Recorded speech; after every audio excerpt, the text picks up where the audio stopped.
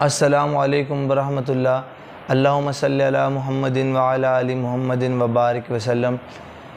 सीरतुन नबी का सिलसिला हमने शुरू किया हुआ था, उसके अगले हिस्से के साथ हाज़िर हूँ आपकी खिदमत में। और बात यहाँ तक पहुँची थी कि नबी करीम सल्लल्लाहु अलैहि वसल्लम की वलादत बासादत आमुल फ़ील में हुई। आमुल फ़ील के मानी है हाथियों का साल। आम कहते हैं साल को और फ़ील का मानी है हाथी। अबरा नामी एक मसीह ईसाई हबशा का बादशाह था। 525 ईस्वी में उसने यमन को फ़तह किया। बुनियादी तौर पर वो ईसाई था और ईसाईयत का प्रचार करने वाला था।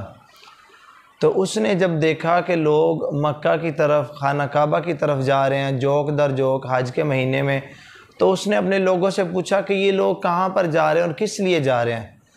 तो उसको बताया गया कि ये मक्का जा रहे हैं, वहाँ पे बैतुल्लाह है, खाना काबा है, अल्लाह ताला का घर है। ये लोग वहाँ पर जा रहे हैं, अल्लाह ताला की इबादत करेंगे, खाना काबा का तवाफ़ करेंगे और रोज़े रखेंगे, जो उनकी मखसूस इबादत है वो करेंगे। तो उसने पूछा कि वो किस तरह का बना हुआ है, वो कैसा है। तो उन्होंने बताया कि वो पत्थरों का बना हुआ है और यहाँ से यमन से जो कपड़ा जाता है वो उसकी धारीदार जो कपड़ा जाता है वो उसकी पोशाक है और उसके ऊपर कीमती पत्थर लगे हुए हैं।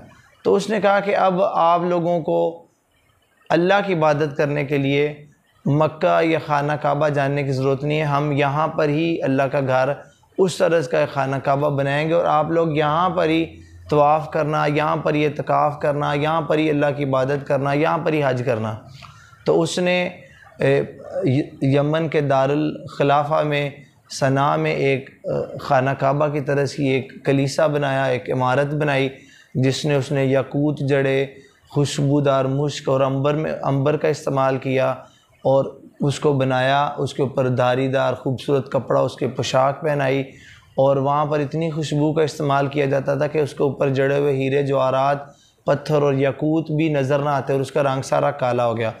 और फिर काफ़ी अरसा वहाँ के जो करीब के कबाइल थे वो वहाँ पे तवाफ़ करते रहे, वहाँ पे इबादत करते रहे, वहाँ पे इत्काफ़ करते रहे, जो वहाँ के करीब के लोग थे काफ़ी सारे अरसा।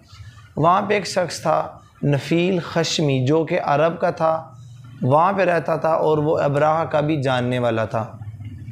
उसको ये बात हरगिज़ गवारा और बर्दाश्त ना होती थी कि लोग अल्लाह का घर खाना काबा जो कि हकीकी तौर पे मक्का में मौजूद है उसको छोड़कर ये आर्जी जो है मसनूई है जो अबराह का बनाया हुआ है, यहाँ पर इबादत करें, यहाँ पर तवाफ़ करें, यहाँ पर इत्काफ़ करें।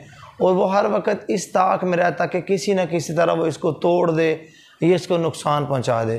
तो एक रात क्या किया उसने कि एक रात छुप छुपा कर वो जो अबराह का बनाया हुआ कलीसा था वहाँ पे चला गया, उसके अंदर घुस गया और पेशाब पर पखाना कर दिया, उसकी दीवारों के साथ भी बाल दिया, उसको गंदा कर दिया सारा। तो सुबह जब अबराह को ये बात पता चली तो उसने कहा कि ज़रूर ये कोई अरब का बशिंदा होगा जिसने ये काम किया है, कि जिसको हमारे इस काम से हसद था। तो अब मैं क्या करूँगा, मैं उस खाना काबा का जो कि मक्का में है अल्लाह ताला का घर में, उसको तबाह व बर्बाद कर दूँगा, उसको तोड़ दूँगा, उसको मस्मार कर दूँगा। इसके लिए फिर उसने शाम और हबशा में ख़त लिखे और वहाँ से हाथियों की फ़ौज मंगवाई। उनमें एक हाथी जिसका नाम महमूद बताया जाता है, वो इतना बड़ा था रूए ज़मीन पर कोई हाथी था ही नहीं, वो चल पड़ा। अबरा जब करीब आया खाना काबा और मक्का के तो उसने अपनी फ़ौज से कहा कि आपने यहाँ पे लोगों के जानवरों को अपने कब्ज़े में ले लेना है। नफ़ील ख़श्मी थी, वो अब्दुल मुत्तलिब के पास आया, उनसे मिला और उन्होंने उसको कहा कि मैं अबरा से मिलना चाहता हूँ। उसने जाकर उसको बताया कि अब्दुल मुत्तलिब वो आपसे मिलना चाहता है। तो जब अब्दुल मुत्तलिब उससे मिले, अबरा से मिले, तो उन्होंने कहा कि जी आप मुझसे क्यों मिले, आपकी क्या गरज थी, किस मकसद के लिए आपने मुझसे मिलने का इजहार किया।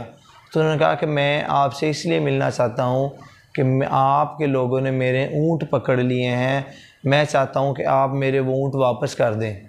अबरा बड़ा हैरान हुआ, उसने कहा मैंने तो सुना था कि आप सरदार हैं, आप कुरैश में बड़ा असर और रसूख रखते हैं, आप खाना काबा के मतवली हैं और मैं ये सोच रहा था कि आप कहेंगे कि आप खाना काबा पर हमला ना करें, आप उल्टा अपने ऊँट वापस मांग रहे हैं, तो मुझे लगता है कि मैंने आपके बारे में गलत सुना है।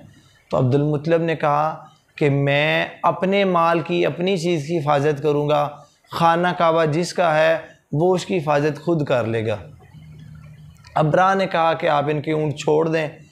अब्दुल मुत्तलिब ने उन ऊँटों पर, उनके टांगों के ऊपर, सम्मों के ऊपर चमड़ा चढ़ा दिया और उनको कुर्बानी की गरज से छोड़ दिया ताकि कोई उनको दोबारा से ना पकड़ ले, और वो खाना काबा के लिए वक्फ़ कर दिए। वहाँ पे ये रवाज और ये तरीका था। वो अपने दोस्तों और साथियों को लेकर चढ़ गए ओहद पहाड़ के ऊपर, और वहाँ पर जाकर उन्होंने अल्लाह ताला से दुआ की। उन्होंने कहा, अल्लाह मैं इंसान हूँ, मैं अपने माल की हिफाजत करता हूँ, तू अल्लाह है, तू रब है, तू रहमान है, तू अपनी चीज़ की, अपने घर की हिफाजत खुद कर। तो अब वो सारे लोग इंतज़ार कर रहे थे, देख रहे थे कि क्या होता है, क्या अल्लाह का अज़ाब आता है या अल्लाह किस तरह अपने घर को बचाता है। अब अब्रा अपने लश्कर को लेकर खाना काबा की तरफ जा रहा था कि रास्ते में वो हाथी जिसका नाम महमूद था, जिसके ऊपर अब्रा बराजमान था, बैठा हुआ था, और वो उस लश्कर का सबसे बड़ा हाथी और सबसे आगे था। जैसे ही वो मक्का के करीब पहुंचा तो उस हाथी ने चलने से इनकार कर दिया और वो बैठ गया। अब जो हाथी बान थे वो बड़े परेशान हुए, बड़े हैरान हुए। उन्होंने उस हाथी को मारा, उसको चोट लगाई, उसको ज़रब लगाई, लेकिन वो हाथी बैठा रहा। वहाँ से एक कदम भी वो आगे खाना काबा, बैतुल्लाह और मक्का की तरफ नहीं गया। काफ़ी देर तक वो मेहनत के बाद उन्होंने उस हाथी का मुंह मोड़ा यमन की तरफ। जैसे ही उन्होंने यमन की तरफ उस हाथी को मोड़ा तो वो हाथी यमन की तरफ चलना शुरू हो गया। फिर दोबारा से उन्होंने उसका रुख मक्का की तरफ किया तो हाथी ने चलने से इनकार कर दिया और फिर दोबारा से बैठ गया। अब्रा ने कहा कि अब आप इसको शराब पिला दो। क्या होगा कि जब आप इसको शराब पिला देंगे ये बदमस्त हो जाएगा, इसका दिमाग ख़राब हो जाएगा, तो इसको पता नहीं चलेगा कि हम इसको किधर लेके जा रहे हैं, कहाँ लेके जा रहे हैं, और ये उस तरफ जाता जाएगा। हाथी बानों ने उस हाथी को शराब पिला दी, लेकिन शराब पिलाने के बाद भी कोई फ़र्क ना पड़ा और हाथी ने मक्का की तरफ जाने से इनकार कर दिया। वो वहाँ पर ही बैठा रहा। इंशाअल्लाह अपना अगला सिलसिला, अगला हिस्सा यहाँ से शुरू करेंगे और आपको बताएंगे कि अल्लाह ताला ने अबरा को कैसे उसके अंजाम तक पहुँचाया और उसके लश्कर के साथ क्या हुआ। अस्सलामु अलैकुम वरहमतुल्लाह।